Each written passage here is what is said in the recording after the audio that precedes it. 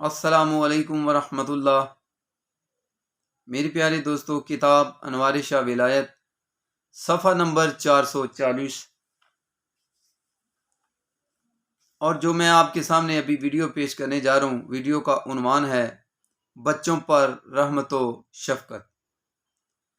حضور رحمت للعالمین صلی اللہ علیہ وآلہ وسلم بچوں پر شفقت فرماتے اور بچوں کو بوسہ دیا کرتے تھے۔ ایک دن حضور صلی اللہ علیہ وآلہ وسلم حضرت حسن بن علی کو چوم رہے تھے کہ اقرا بن حابس تمیمی آپ کے پاس بیٹھے تھے۔ دیکھ کر کہنے لگے، میرے 10 بچے ہیں، میں نے ان میں سے کسی کو بوسہ نہیں دیا۔ آپ نے فرمایا، جو رحم نہیں کرتا اس پر رحم نہیں کیا جاتا۔ آپ راستے سے گزرتے بچوں سے پیار فرماتے اور انہیں سلام کرتے تھے۔ آپ کی رحمت اور شفقت حاصل کرنے والے بچے راستے میں آپ کا انتظار کرتے تھے۔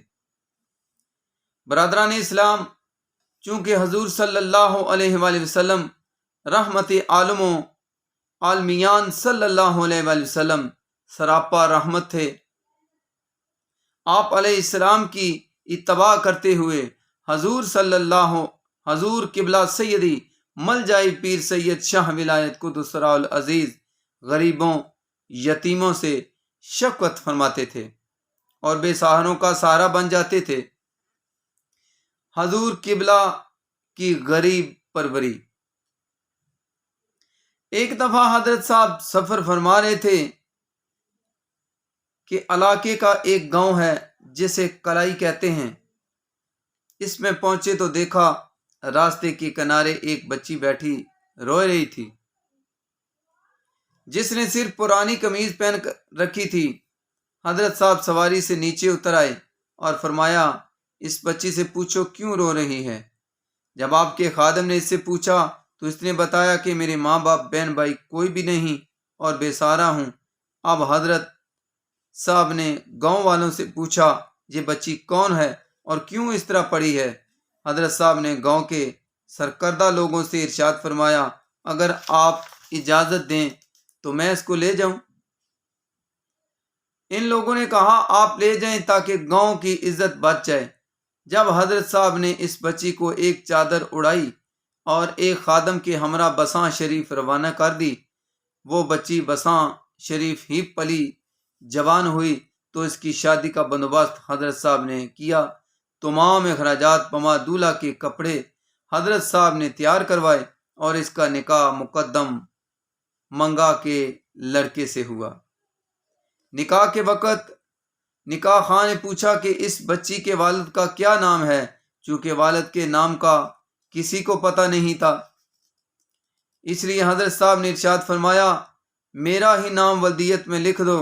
اس طرح حضرت صاحب غریبوں پر رحمت و شفقت فرماتے تھے۔ یتیم پروری۔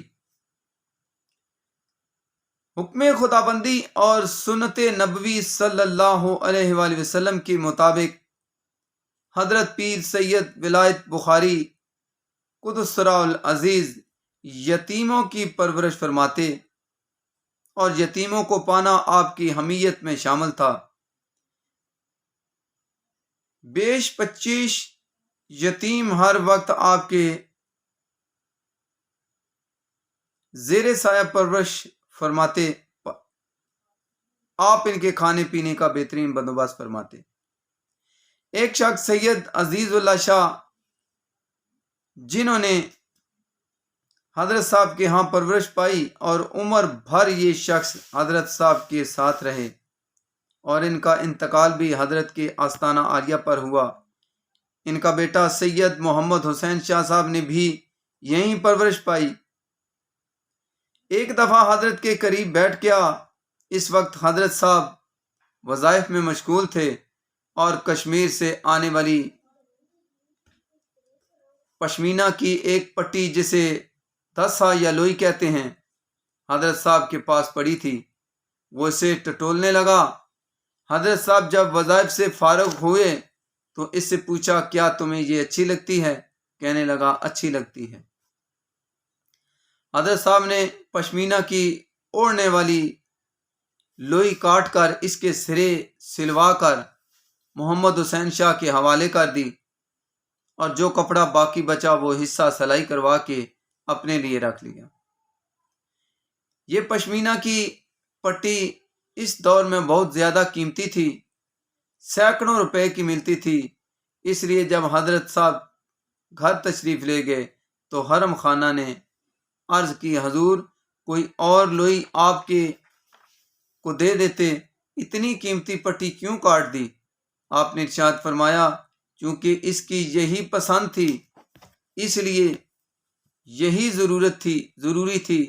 اس طرح آپ یتیموں پر شفقت فرماتے تھے۔ بعض دفعہ دودھ دینے والی بھینس کا کوئی یتیم سوال کرتا یا گائے یا گھوڑا مانگتا تو آپ فوراً اس کے حوالے کر دیتے۔ آپ کے پاس سینکڑوں بھینسیں، گائیں، گھوڑے، مال مویشی دنیاوی زینت کے لیے نہ تھا، بلکہ یتیموں، غریبوں، سائلوں کی حاجت روائی کے لیے تھا، اور آپ سائل کو اس کی خواہش کے مطابق عطا فرماتے۔